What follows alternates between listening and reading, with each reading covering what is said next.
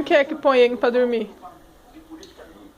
Que só tem história. Canta aí pra ele dormir. Tem que ser devagarzinho. O tapa tem que ser devagarzinho, mas canta a música aí pra mamãe ouvir. Quem nem vai atrapalhar? Então, papai, se eu não atrapalhar, papai vai não. Canta mais alto. Ele vai na hora. Ele vai na hora. Bate assim não, devagarzinho. Viu? Ele tá gostando.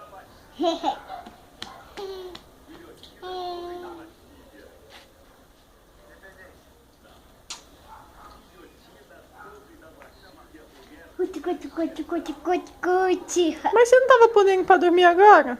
Sim. Devagarzinho. Canta aí para ele ouvir você cantando. Canta pra ele. Canta alto pra ele ouvir. Então vai na água. Devagarzinho, filho. Leva patita do caô.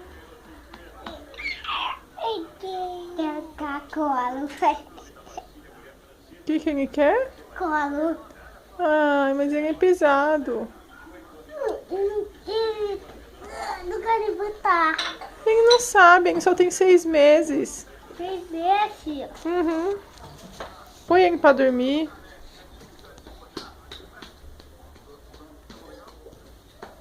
Como põe ele pra dormir? Acho que eu não sei história. Então conta uma história pra ele dormir. Então, um cavalo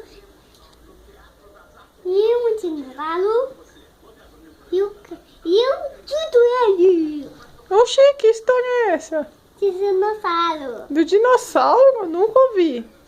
O cavalo então e o dinossauro e aí pô, tchau. Mas desse jeito ele vai se assustar, ele não vai dormir.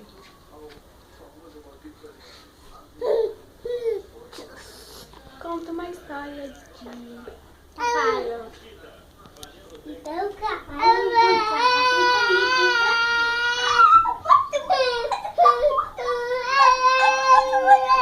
Ah, filho, olha. balança ele. Cuida dele pra mamãe.